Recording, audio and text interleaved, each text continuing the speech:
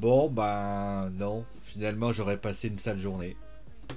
J'aurais passé une sale journée avec Dabu Raw qui aurait été un show. Y a pas de mots pour. Parce que show de merde, c'est pas assez suffisant après ce que j'ai vécu. Et donc, eh bien, nous avons eu un match entre Manchester City et le Paris Saint-Germain. Il y a beaucoup de choses à dire sur le match, mais aussi sur ce qui a été proposé. Où le PSG n'a pas été ridicule. Le PSG n'a pas été ridicule. Le PSG a démontré des choses. Ils se sont quand même créé des occasions, les Parisiens, hein, clairement. Mais surtout en première mi-temps. Mais c'est vrai que, bah, on va pas se leurrer. En fait, la leçon de cette histoire, si je peux donner une leçon, c'est que si tu peux avoir des occasions. Et Paris en a eu, notamment, surtout en première mi-temps. Mais si tu n'es pas capable de les concrétiser, tu vas au vendre des illusions énormes. Et plus les moments passaient, plus ça a été compliqué. Mais il n'y a pas que ça. Il n'y a pas que ça. Je pense qu'il y a des joueurs qui n'ont pas leur place au Paris Saint-Germain. On va bien sûr les analyser un par un. On va essayer de décomprendre de quoi je veux parler. Quand tu vois l'équipe de Manchester City, quand tu vois l'équipe du PSG, bah, tu te rends compte à un moment donné que cette équipe du PSG, bah, quand il n'y a plus cette réussite, quand il n'y a plus tout ça, c'est compliqué. Bon, en tout cas, on va faire justement un petit résumé de la rencontre, puisque tout avait si bien commencé, pour ainsi dire. Donc nous étions au tout début de la rencontre, clairement. À la 7e minute, il y a un centre qui vient de la gauche pour le Paris Saint-Germain, et Sichenko touche la balle de l'épaule, et l'arbitre siffle le penalty. Finalement, avec la VAR, le penalty est finalement refusé, puisque voilà, ça avait touché l'épaule. Et au final, il vient. D'ailleurs, c'est ironique, c'est que 4 minutes après, eh bien, Riyad Mahrez va réussir à marquer et donc obtenir le score de 1-0. D'ailleurs, les Parisiens vont continuer à travailler. Marquinhos va tenter une balle de la tête, ça ne marchera pas. Angel Di Maria, à la 19e minute, tente une frappe. D'ailleurs, sur une perte de balle des Mancuniens, parce que les Citizens concrètement perdent une balle et il n'y a pas plus possible. À partir de là, on a Kevin De Bruyne qui tente d'enrouler, ça marche pas. La frappe d'Andorra qui ne marche pas. Il y a même, je crois, il y a un poteau, je crois, enfin une transversale. Et puis à la mi-temps, le PSG est pas ridicule. Le PSG certes est mené, mais on se dit, c'est bien, il faut exactement ce qui... Mais le truc c'est que, bah, vous l'avez compris, il faut faire les deux mi-temps. Et c'est souvent ce que fait pas le PSG. Et le PSG va commencer petit à petit à retomber dans ses travers. Et notamment, par exemple, il y a une frappe de Phil Foden. Double occasion de Phil Foden. Neymar qui décide d'être trop personnel. Et puis, bah, finalement, le tournant du match, c'est le deuxième but à la 63e. Avec notamment une perte de balle de Florenzi qui notamment donne à Kevin De Bruyne. Phil Foden donnera directement à Riyad Mahrez qui mettra la balle au fond tellement facilement. Et là, c'est le pétage de câble. Clairement, c'est le pétage de câble. Où Fernandinho, bah, sur Angel Di Maria prend un carton rouge. Et à partir de là, bah, la suite va continuer, va continuer, va continuer. Pour finalement terminer sur le score de 2-0 pour le Paris Saint-Germain. Alors oui, on va essayer de me parler de l'arbitrage. L'arbitrage qui a... Est-ce qu'il a été bien? Est-ce qu'il n'a pas été bien? Moi, de mon point de vue, je trouve que l'arbitrage a parfois manqué de justesse. Alors bien évidemment, ça ne veut pas dire que... Je dis pas que l'arbitrage a été la seule cause, on en parlera bien sûr plus en détail, parce que je pense que le PSG, il y a d'autres raisons pour lesquelles ils sont complètement plantés dans ce match, mais c'est vrai que... Il y a des choses qui n'ont pas allé, mais c'est vrai que l'arbitrage n'a pas été vraiment parisien. Et c'est souvent d'ailleurs quand t'es pas bien, quand t'es en difficulté, c'est souvent sur ces détails-là que ça peut jouer. Par exemple, moi je jouais souvent à Football Manager. Bah, Football Manager, j'étais mené 2 buts à 1. Et là, t'as un penalty qui a été sifflé par l'arbitre. Et là, 2 buts à 1, bah, ça transforme en 2-2. Puis après, ça fait 2-3-2. C'est des petits détails comme ça, mais qui font la différence et qui permettent notamment à l'équipe de gagner concrètement. Après, c'est pas que ça. Voilà, c'est pas que ça. Bon, pour Manchester City, on va faire rapidement la prestation globale, puisqu'on va parler, voilà, on va faire ensuite les top et les faux. On va faire la prestation globale du PSG à la fin, pour une fois. Comme ça, à la limite, on aura le temps de parler du PSG, on aura le temps de faire un bilan de la saison européenne du Paris Saint-Germain. Et juste après aussi, eh ben, on parlera surtout de ce qui doit se passer l'année prochaine. Parce qu'il y a beaucoup de choses à dire par rapport à ce qui s'est passé aujourd'hui. Ah, bien sûr, je ne l'ai pas dit, mais Kylian Mbappé n'a pas joué. Hein. Clairement, il n'était pas en état de jouer. Alors, pour ce qui s'agit de la prestation de Manchester City, bah Manchester City a fait exactement le même match qu'ils ont fait au match aller en fait. Ils ont fait une première mi-temps compliquée où ils ont vu les Parisiens être quand même assez incisifs. Et puis il y a la deuxième mi-temps où ils marquent un peu contre le cours du jeu. La deuxième mi-temps finalement, bah, Manchester City a été bien mieux. Et ça s'est ressenti et au final, bah, City a marqué des buts. Oh non. Ouais, je sais, je suis fatigué. Des buts, un but, on va dire, ils ont marqué finalement dans les temps forts. Le deuxième but est quand même un petit peu mérité parce que c'est vrai que la deuxième mi-temps, faut quand même l'avouer, elle était quand même sacrément plus, on va dire, à équitable. Mais c'est vrai que la première mi-temps, Paris fait un bon début de match et qu'il y a froid notamment. Et c'est ça la réalité par rapport à ça. Je pense que le PSG a vu Manchester City être plus réaliste. D'ailleurs, c'est assez ironique, c'est que Manchester City est ce que le Paris Saint-Germain avait dans les deux derniers matchs.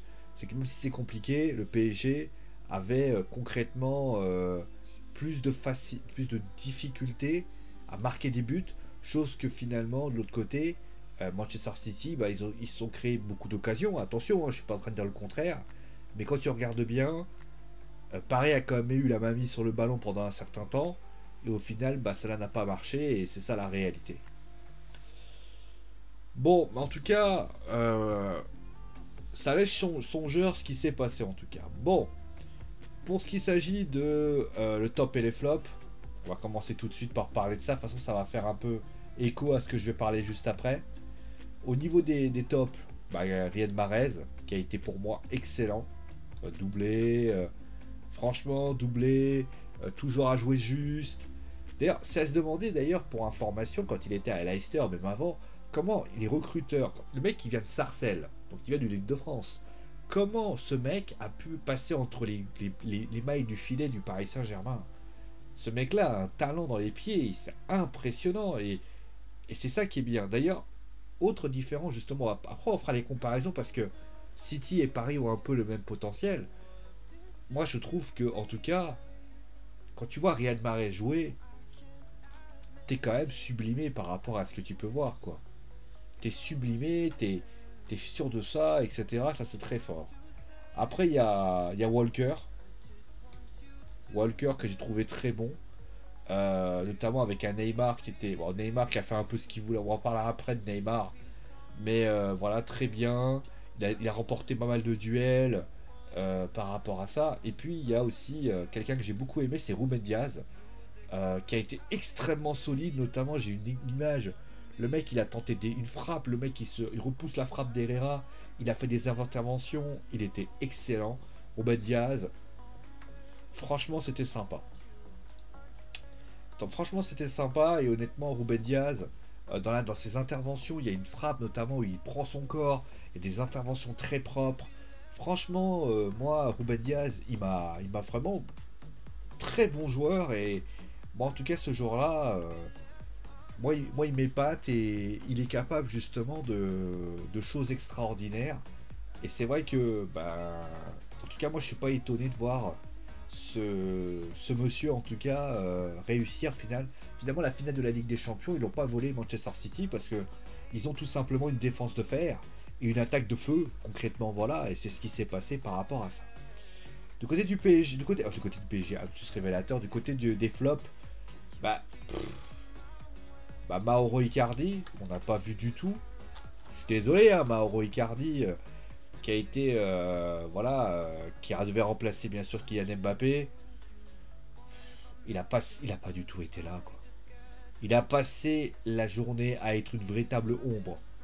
Donc clairement, voilà, il a fait ce qu'il a pu. Il a essayé de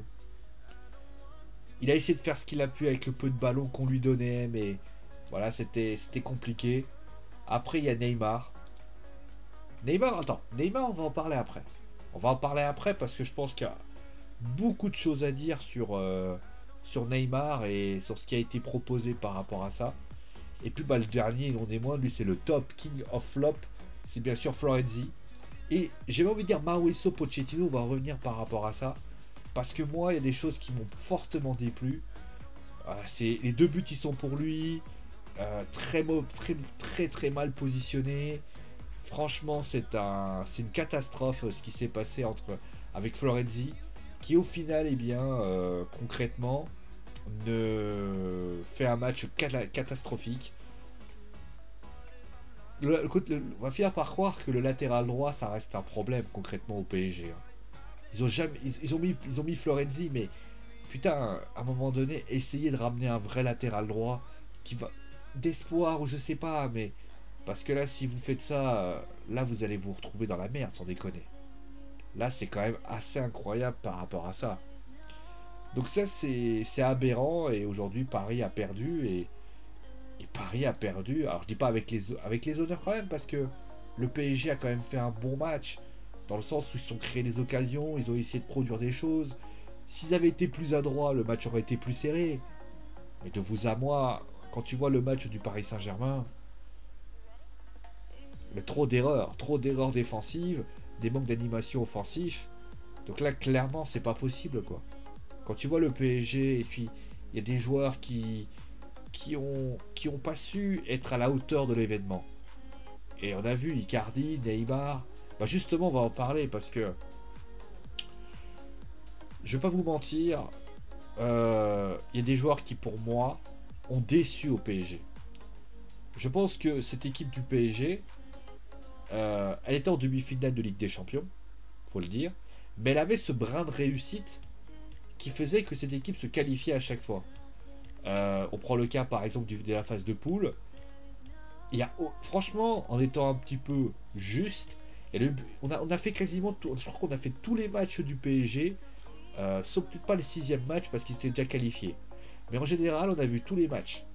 Le match contre Leipzig, souvenez-vous, le match retour où ils jouent au Parc des Princes.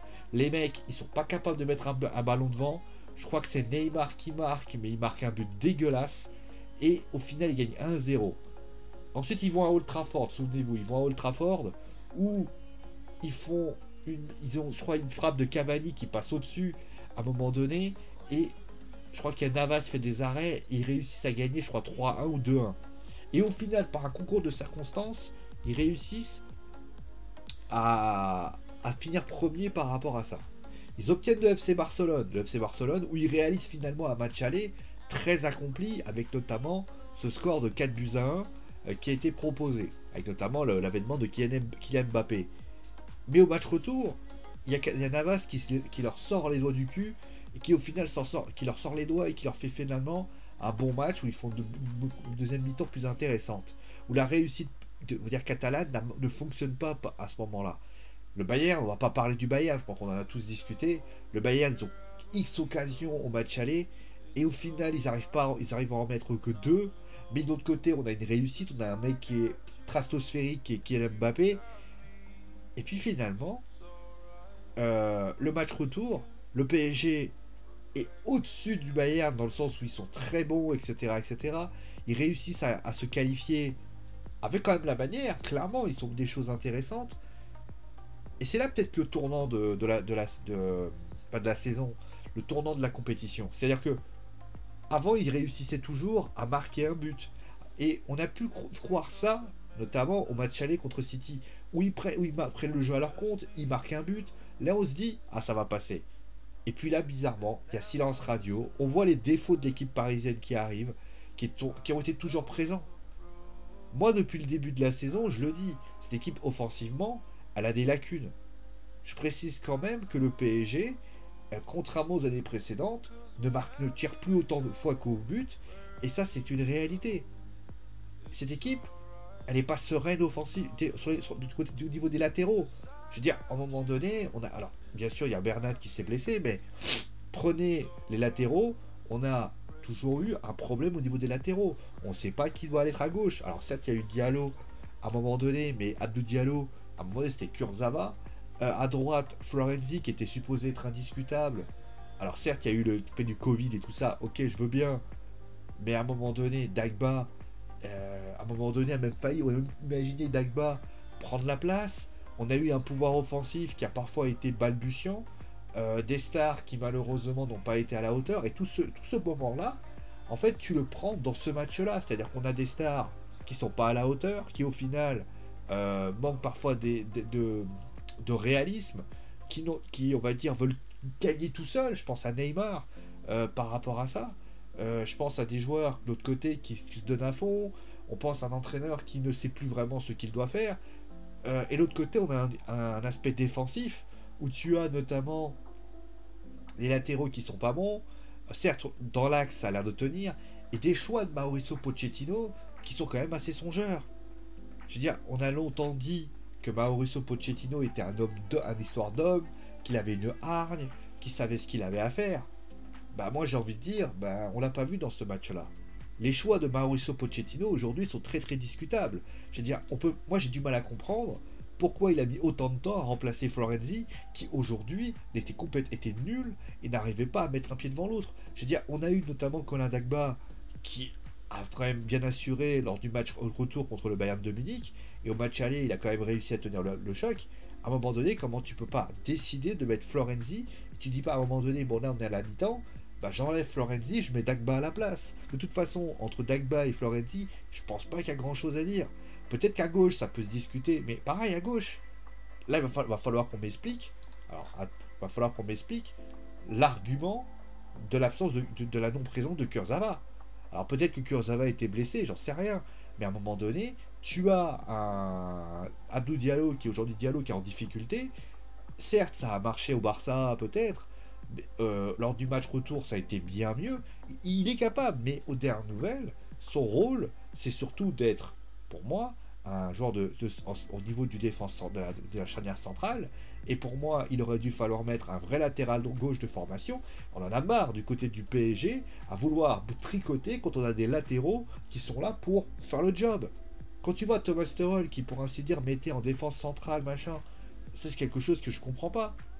De la même façon, on nous a vanté contre Lyon le duo Danilo Pereira et Idrissa Gueye, où on disait voilà, Idrissa Gueye, Danilo Pereira, impressionnant. D'ailleurs, contre le Bayern, Pochettino, à un moment donné, il fait quelque chose de fort. Il fait quelque chose de fort, il apporte quelque chose.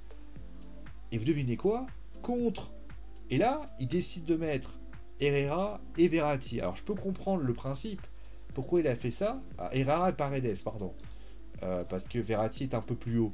Pourquoi? Pour apporter du jeu, pour apporter tout ça. Il n'y avait pas Gay, on est bien d'accord. Mais pourquoi tu ne mets pas Danilo Pereira?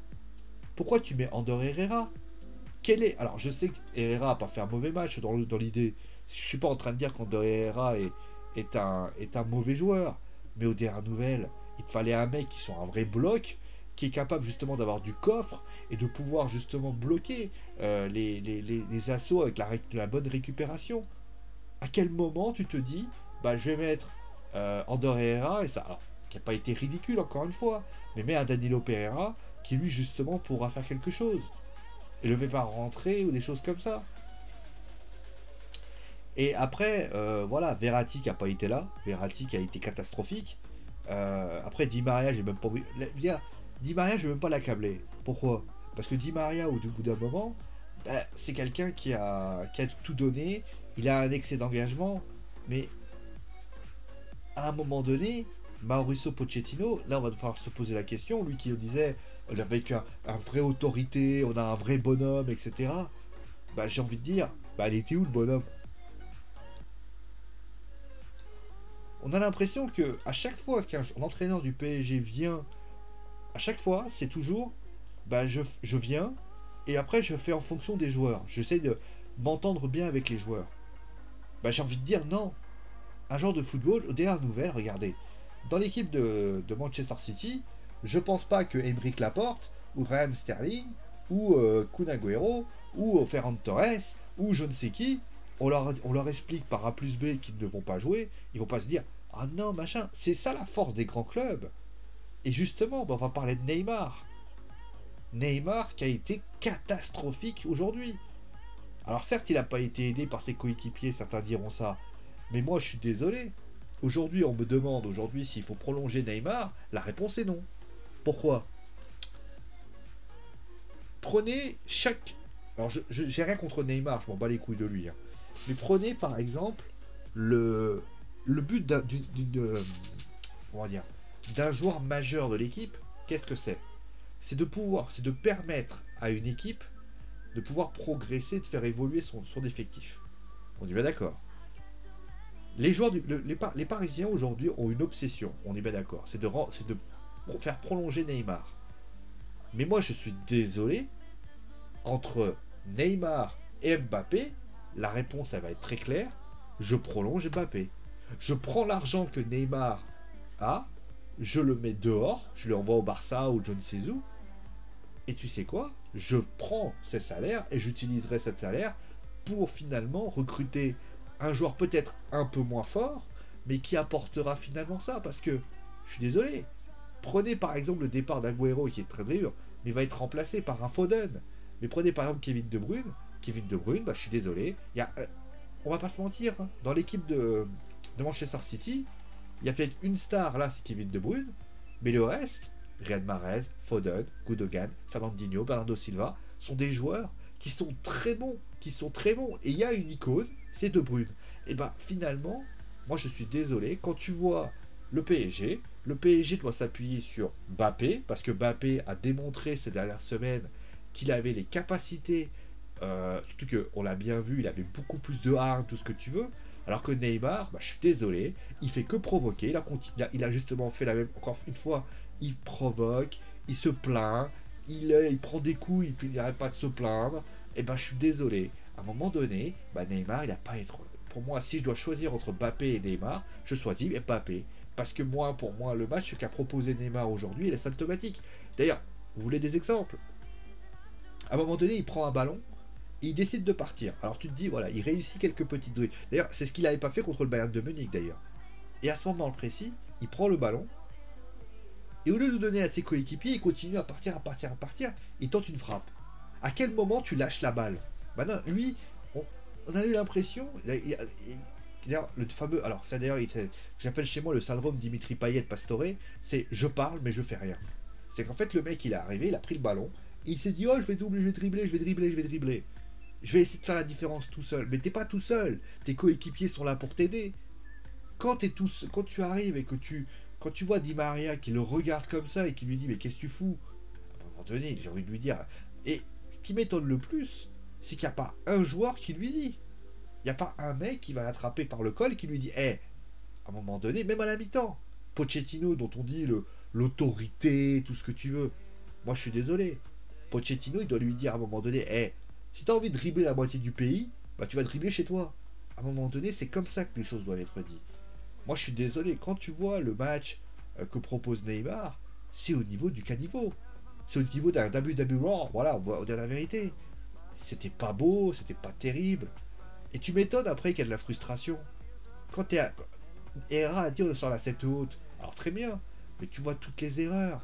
Quand tu vois Neymar qui veut tout faire tout seul, t'as l'impression que Neymar, il se lève le matin, il se dit ah bah je vais tenter de faire quelque chose de tout seul.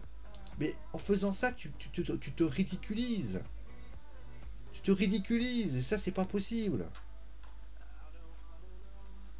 Ah, voilà. Voilà, c'est à peu près tout ce que j'avais à dire. Bon, après, qu'est-ce qu'il faut faire l'année prochaine? Bon, déjà, je l'ai déjà répondu. Il faut prolonger Mbappé, il faut mettre dehors Neymar. Voilà, ça c'est la première chose. Je suis pas un anti ou un pro Neymar, je m'en bats les couilles de Neymar. Mais dans la réalité, j'ai vu trop de matchs où Neymar n'était pas à la hauteur de l'événement. Et puis la deuxième chose, moi je pense déjà, premièrement, quand on regarde l'effectif, déjà première chose, il faudrait que Mauricio Pochettino s'achète peut-être une paire de couilles. Parce que je suis désolé, des fois, il aurait dû mettre... Franchement, alors, exemple, je parle pas forcément de Neymar là. Je pense par exemple à lui. À quel moment tu te dis dans ta tête, alors que l'équipe est en train de se casser la figure, et que l'équipe, tu as quand même une perte par rapport à lui, à quel moment tu te dis, bah ce que je vais faire, c'est que je vais pas mettre Dagba. Moi je suis Dagba, je me dis dans ma tête, mais c'est quoi ce délire? C'est quoi ce délire? À un moment donné, alors soit tu m'aimes pas, mais moi je t'ai sauvé la miche. C'est comme Mettre Diallo, très bien. Mais Kurzawa, pourquoi pas mettre Kurzawa? Alors je sais qu'on va me dire, oui, mais Kurzawa, il est nul. Sauf que Kurzawa, c'est un latéral gauche de formation. Et à la limite, t'as rien à perdre. Mais Kurzawa, t'auras peut-être des ballons qui vont arriver. Sur le côté gauche, clairement, Diallo, il a rien foutu. À un moment donné, voilà. Et il faut commencer. Pitié. Alors je sais que Bernat sera là l'année prochaine, donc il n'y aura pas de souci. Mais bordel, mais prenez un latéral droit. Prenez un vrai latéral droit qui a du potentiel. Et pour info, commencez. Moi, ce qui m'étonne avec ce PSG, alors on va. Là, je suis déjà 25 minutes, mais j'ai déjà regardé. S'il faut vraiment que je réfléchisse, il faut un latéral droit. Latéral gauche, c'est. Bon, peut-être faire une doublure. Mais concrètement, il faut un latéral. Il faut ça. Il faut un attaquant. Parce que moi, je suis désolé. Ils n'ont pas un buteur. Soit tu joues avec un faux neuf, soit tu n'as pas un buteur. Alors tu vas me dire, oui, mais il y a Mbappé. Alors oui, Mbappé, excuse-moi, Mbappé, il va pas faire tout le monde. Et Mbappé, on ne sait pas s'il va rester. Mais à un moment donné, il faut, voilà. Il faut un joueur. Tu sais, moi, contre moi, à un moment donné, dans Football Manager, j'ai acheté Dybala. Et j'ai acheté Otavio, un petit gars de Porto. Faut pas acheter cher, mais il faut acheter efficace. Et aux dernières nouvelles, tu prends un latéral droit qui lui sera complètement à la hauteur. Je sais pas, un latéral droit, même un latéral droit de la français. Hein. Je suis sûr que tu vas regarder un petit peu en Ligue 1, tu vas trouver un latéral droit qui tient quand même la route. Je pense à je crois que c'est Renildo qui joue à gauche ou à Selic, le Turc du côté de Lille. Voilà un latéral droit qui tient la route et qui pourrait être très intéressant. Voilà un mec, voilà, tu sais que c'est un latéral droit, tu sais qu'il apporte quelque chose. Et je suis même certain qu'il apporterait quelque chose. Pourquoi tu vas chercher des Florenzi? Alors je sais que c'est très italien parce qu'on a par rapport à ça, mais franchement, voilà, il faut un attaquant parce que l'attaquant c'est plus possible. Icardi à un moment donné c'est plus possible. Je veux dire, il a des coups, il a des à-coups, mais ça marche pas, ça marche pas. À un moment donné, pourquoi tu mets pas Moïskine après à un moment donné? Et concrètement, il faut remplacer Neymar. Il faut que Neymar parte pour. Moi, je pense que cette équipe du PSG, surtout que moi, ce qui m'étonne surtout, c'est que vous vous souvenez du projet de Leonardo. Quand il est arrivé au PSG, Leonardo, la première chose qu'il a fait, il a ramené des Pastore, il a ramené des Marquinhos, il a ramené. Pastore, ça a été un peu comme ça, mais il avait ramené Marquinhos, il avait ramené, si je me souviens bien, Salvatore Sirigu, il avait ramené des jeunes joueurs, des joueurs qui avaient connaissaient pas du tout. Et de l'autre côté, après, il a ramené des Zlatan Ibrahimovic, des Thiago Silva, il a même ramené, souvenez-vous, Alex. Souvenez-vous, il avait ramené Alex, qui n'était pas un joueur de fou. Moi, quand je vois cette équipe, bah, moi, je suis désolé. Le reste, quand tu vois, par exemple, un Paredes, alors certes, Paredes, il vient pas de lui, mais à un moment donné, à part Moïskine, il a eu le nez creux, qui était quand même une bonne idée. Mais à quel moment il va commencer? Il a voulu pas, il pouvait pas prospecter en essayant de trouver des joueurs comme il l'avait trouvé. Parce que la qualité de Leonardo, c'est quoi? C'est d'avoir trouvé des. C'est un bon recruteur, mais à un moment donné, est-ce qu'il ne peut pas trouver ça? Est-ce qu'il va trouver des joueurs un peu jeunes, à la manière d'un Foden? Bah, ne me dis pas que tu vas trouver Phil Foden. Phil Foden, voilà, trouver quelque chose comme ça. Bien, je sais pas s'il a trouvé mettre en place une cellule de recrutement, un Ruben Diaz qui était intéressant. En tout cas, ce qui est certain, c'est que ce PSG-là, ça reste le temps des regrets. Et l'année prochaine, si le PSG reste tel quel, on verra comment ça va se passer pour le mercato. Mais moi, de mon point de vue, Neymar doit partir. Mbappé, il faut que tu lui fasses un contrat béton. Et à un moment donné, peut-être que ça va marcher comme ça. En tout cas, ce qui est certain, c'est que cette équipe du PSG, je l'ai beaucoup tapé dessus. Mais pour moi, cette équipe du PSG, cette année, elle n'a pas été à la hauteur. Après, la préparation physique va changer. Surtout que la préparation physique va changer. On va avoir une préparation physique plus post-euro, un peu la manière de ce qui se passe. Le PSG va devoir travailler et surtout bah, voir comment ça se passe. Mais en tout cas, ce qui est certain, c'est que ce PSG-là, bah, il a perdu, mais est-ce qu'on peut finalement être étonné? Voilà. Voilà, j'ai pas grand-chose à dire de plus sur le match. Paris perd, mais finalement aura des regrets. Mais au final, quand on fait le bilan, bah, ça, ce n'est pas totalement une surprise. En tout cas, merci à vous tous d'avoir cette émission. Portez-vous bien. On va se retrouver bien évidemment pour la Ligue des Champions. On s'arrête pas pour si peu. Hein. Peut-être pas pour la finale de demain, pour la demi-finale de demain, mais en tout cas pour la finale de Ligue des Champions. On reprendra ensuite pour l'Euro 2021, bien évidemment. On ira voir les matchs de l'équipe de France. Et bien évidemment, on va se retrouver tout ça. En tout cas, merci à vous de votre émission. Portez-vous bien et vive le football.